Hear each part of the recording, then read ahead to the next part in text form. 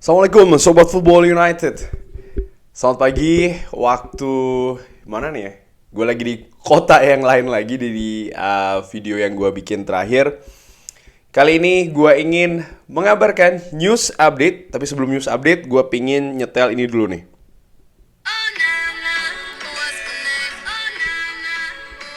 Yes, Andre Onana.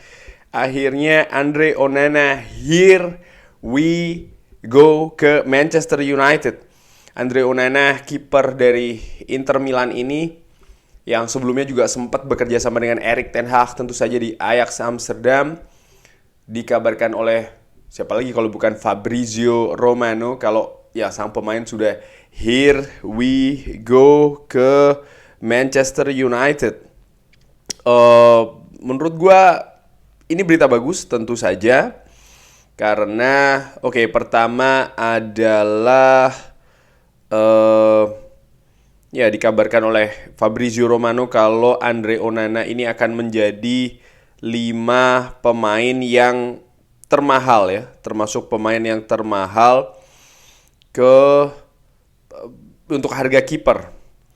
Nomor 1 ini ada Kepa ke Chelsea 80 juta euro, Alisson Becker ke Liverpool 62,5 juta euro, lalu Gianluigi Buffon ke Juventus 52 juta euro. Nah, Andre Onana dikabarkan ini termasuk di 5 tertinggi ya. Andre Onana, kalau nggak salah harganya sekitar 50-an juta. Coba ini gua buka The Athletic. Ya, dari The Athletic. Ya, Manchester United dikabarkan ini sekitar 40 juta, 45 juta, sekitar segituan nih, 45 jutaan. Mungkin 45 sampai 50 juta. Ini gue lagi nyari informasi yang lebih akurat lagi. Dan mereka juga akan melakukan medical check 2 sampai 4 hari ke depan. Dan Manchester United juga ini akan mempercepat proses visa ke Amerika untuk Andre Onana yang memegang paspor Kamerun tentu saja ya, karena kan dia pemain tim nasional Kamerun. Ya benar, dikabarkan oleh Ben Jacobs juga kalau sekitar 50 juta euro, dikabarkan demikian nih, angkanya sekitar 50 juta euro. Dan kabarnya bahkan 50 juta euro itu sudah termasuk dengan Aarons. Kalau kabar ini benar, maka menurut gua gimana ya, sebenarnya untuk ukuran kiper jelas mahal. Tadi disebutkan oleh Fabrizio Romano termasuk di 5 kiper termahal sampai dengan sejauh ini ya biaya transfernya. Hanya saja gue melihat bagaimana kebutuhan dari Manchester United. Tentu saja setelah David De Gea tidak lagi di Manchester United. Oh ya, by the way, proses kedatangan Andre Onana ini kan sering dikabarkan sebelumnya kalau sangat terkait dengan situasi David De Gea. Manchester United menurut gue ini seperti kayak menata situasi di klub, di tim sebelum Andre Onana akhirnya memang mendarat ke Old Trafford. Mungkin Sobat Football United banyak yang berpendapat ya ini terlalu lama dan lain-lain. Tapi kalau yang gue lihat adalah bagaimana Manchester United ya, manajemen Manchester United termasuk juga Erik ten Hag yang terlibat secara dalam menurut gue dalam proses ini memang seperti, kalau menurut gue ya, mengatur mengatur bahkan dari jauh-jauh sih menurut gue. Bagaimana situasi dari penjaga gawang Manchester United. Kalau gue flashback bagaimana sekitar gue lupa, mungkin sekitar awal tahun ini ya, bagaimana Erik ten Hag menegaskan ataupun ya mendekati akhir musim menegaskan kalau Erik ten Hag tetap menginginkan David De Gea untuk tetap stay di Manchester United, tapi tidak bisa menjamin posisi utama. Nah, dari situ menurut gua mulainya nih. Nah, setelahnya tentu saja ada persoalan gaji, perpanjangan kontrak, ya kan? Yang kabarnya sudah disepakati secara verbal, lalu Manchester United memperbarui lagi ajuan proposalnya dengan nilai yang lebih rendah lagi. Seakan-akan ini memang dalam tanda kutip mempersulit kondisi ataupun keadaan posisi dari David De Gea. Tentu saja kalau David De Gea menerima tawaran tersebut, ya dia akan menerima gaji yang jauh lebih rendah, dan bukan saja jauh lebih rendah, tapi bagaimana prosesnya. Kalau menurut gue sebenarnya etikanya ini jelas. Kalau menurut gue memang Manchester United, menurut gue sekali lagi dengan amatir, memang mengusir secara halus David De Gea karena secara, ya gue katakan tadi ya, secara etika bagaimana mungkin penawaran pertama yang gajinya sebenarnya sudah lebih rendah dan disetujui oleh sang pemain, lalu di tahap kedua lebih rendahkan lagi. Jadi ini posisi yang memang sangat sulit bagi pemain ya untuk bisa menerima, karena ya pastinya ini di luar ekspektasi, di luar harapan dari kubu sang pemain, kubu David De Gea. Dan akhirnya memang betul David De Gea memilih untuk tidak mengambil tawaran tersebut. Dia memilih untuk mengakhiri ya 12 tahunnya di Manchester United.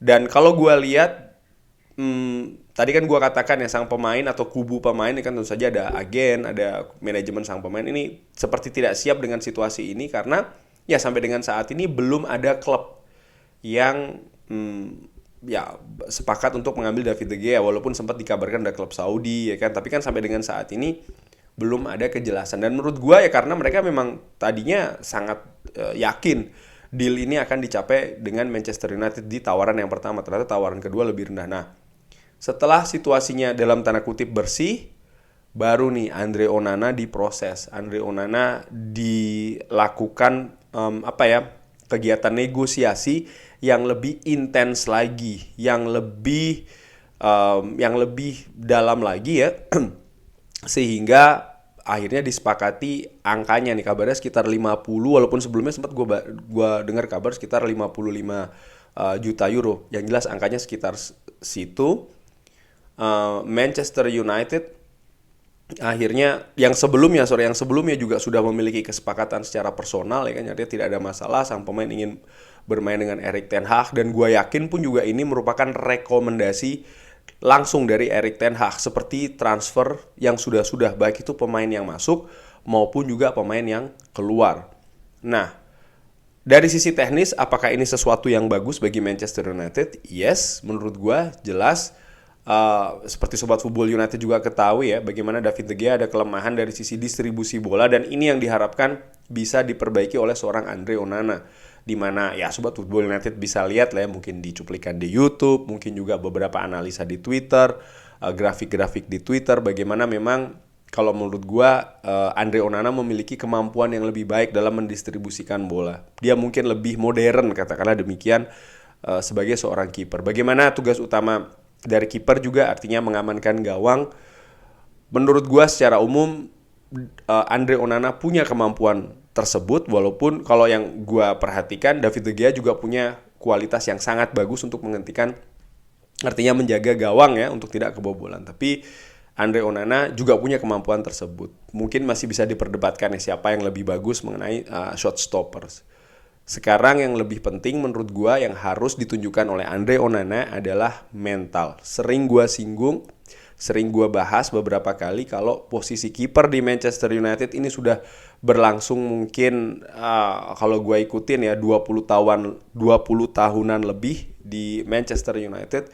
Bagaimana mental, psikis, dan nanti karakter yang sudah terbentuk sebelumnya ini akan diuji bagi seorang penjaga gawang ketika bermain menjaga gawang dari Manchester United. Ini bebannya berbeda, ini situasinya tidak sama. Terutama lagi pemain yang belum pernah bermain di Liga Inggris. Banyak sekali kiper-kiper sebelumnya ya yang punya nama besar, bahkan kemampuan yang bagus, resume yang mengkilat di klub sebelumnya di luar Inggris, ketika datang ke Manchester United ternyata ada penurunan di situ. Dan menurut gua faktor terbesar adalah karakter mental, dimana bukan hanya soal masalah tekanan media, yes itu juga, bagaimana supporter yang lebih banyak lagi menyaksikan secara global, artinya disorotin ya secara global, Yes, itu juga, tapi bagaimana secara social culture Inggris ini berbeda dengan negara lainnya, ya.